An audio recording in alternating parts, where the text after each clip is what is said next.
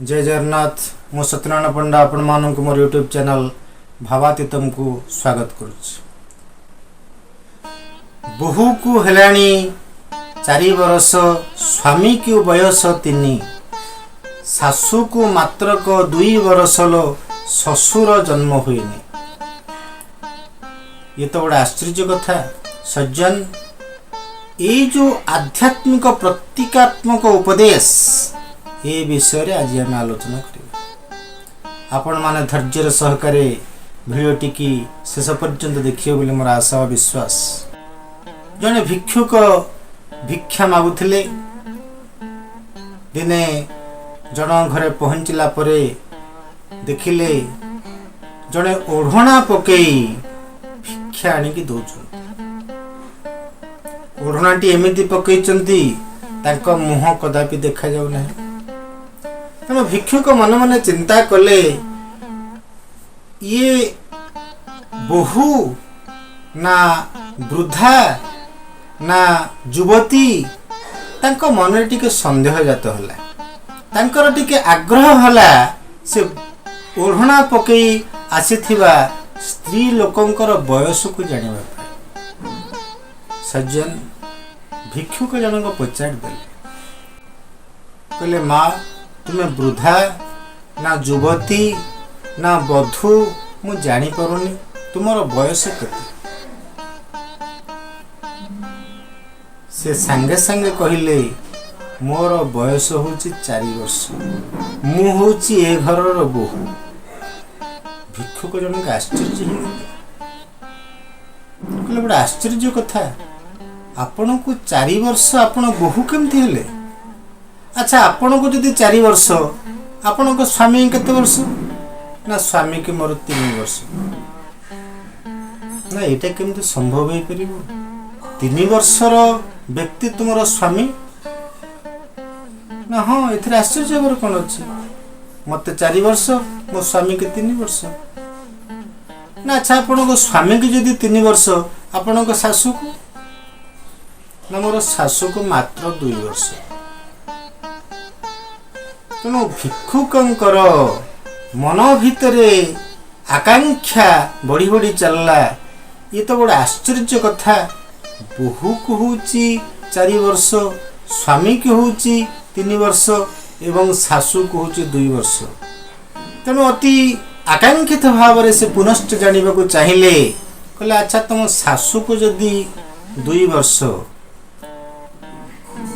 ताहले तुम ससुर को केते वर्ष? ना ससुर मोर जन्म होई ना। सज्जन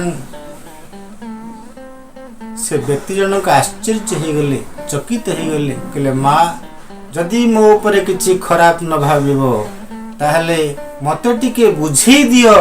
प्रकृत रे ये तो असंभव कथा। जदि ससुर तमर जन्म होई नाहंती ताहले तम स्वामी जन्म हले केमिति? पुणी कहूच तुमको होची 4 वर्ष, तुम स्वामी को होची 3 वर्ष, तुमर सासू को होची 2 वर्ष, ससुर जन्म होई नांती। तेणु ये आश्चर्यजनक कथार मीमांसा मोर दरकार। बहुटी संगे संगे से भिक्षुक जन को आसन देले, बसिबा कहिले एवं निजे तांको बुझेले। जीवन रे अनेक गुरु अछंती। माता गुरु, पिता गुरु, विद्या गुरु, दीक्षा गुरु, एमती अनेक गुरु। जीवन रे आमे आत्मार कल्याण करिवा दरकार। आमे मानव जन्म पाई थाई केवल आत्मार कल्याण करिवा पाए। आमे खाद्य खाइबा शरीर वृद्धि करिवा पाए, किंतु आत्म कल्याण पाई आध्यात्मिक मार्ग एकांत आवश्यक। आत्मकल्याण पाई गुरुंकर शरणापन्न हवा एकांत आवश्यक। मु जेते बेले पिता घरे थिली, मोर पिता माता समस्ते गुरु आश्रयी, समते गुरुंक दीक्षा रे दीक्षित।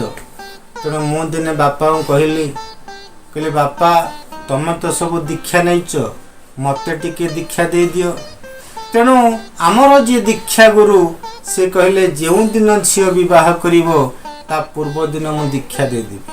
तेणु हे महाशय से है मोर विवाह पूर्व दिन अर्थात मंगन दिन मते दीक्षा दिगला।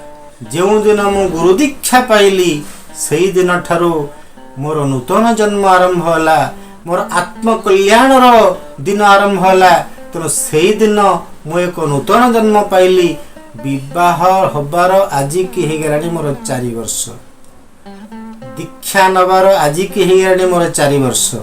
तेणु मते होची 4 वर्ष।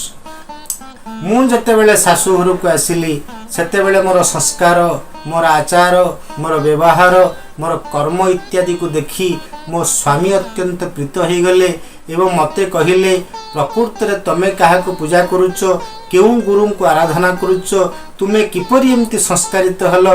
जेते बेले मु तांकु सब कथा कहिदेली सेते बेले मो स्वामी चाहिले गुरु दीक्षा नवा पई एवं आत्मकल्याण करिवा पई। तेणु मो विवाहर वर्षक परे मो स्वामी गुरु दीक्षा नेले एवं गुरु दीक्षा नहीं गला परे तांकर नूतन जन्म आरंभ होला। तेणु तांको बयस होची 3 वर्ष। मु एवं मो स्वामी को देखि सारला परे सासु अत्यंत प्रीत हो गले। सासु भी हमर जीवन धारा रे प्रभावित हो गले। तेणु सासु मध्य गुरु दीक्षा नवा को चाहिए, आत्मकल्याण करने को चाहिए। कारण गुरु को व्यतीत आत्मार कल्याण और केही करि परिबे नाही।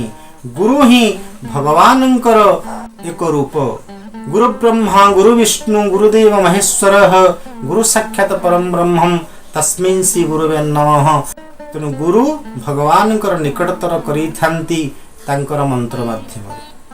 तेणु सासु मध्य राजी हो गले। तेणु मो विवाहर 2 वर्ष परे सासु गुरु दीक्षा दीक्षित हो गले। तेणु सासु को मात्र 2 वर्ष। आ ससुर एपर्यंत दीक्षा नहीं नाहंती, एपर्यंत गुरुंकर शरणापन्न ही नाहंती, एपर्यंत आत्मकल्याण पई चेष्टा करि नाहंती। तेणु तांकर आत्मकल्याणर जन्म आज पर्यंत होई नाही, अर्थात से जन्म होई नाहंती। तेणु सज्जन ये होची आध्यात्मिक मार्गर प्रतीकात्मक कथा। तेणु आमे आमरे जीवन रे जो दिन आत्मकल्याण पाई सद्गुरुंकर आश्रित हो जिबा, गुरु दीक्षित हो जिबा, सेई दिन ठुर हमर नूतन जन्म आरंभ होबो। सेई दिन ठुर हमर बयस हिसाब करा जिवो। सज्जन आपण ये प्रतीकात्मक आध्यात्मिक कथाटी की बुझिथिबो बोली मोर आशा और विश्वास। आज पे आपण मानक वीडियोटी जदि भल लगी निश्चित रूपे लाइक करिवे, शेयर करिवे, कमेंट करिवे एवं चैनल टी को सब्सक्राइब करिवे। आपणकर प्रत्येक लाइक कमेंट शेयर एवं सब्सक्राइब मो गोटे गोटे आशीर्वाद सदृश हो। जय जगन्नाथ।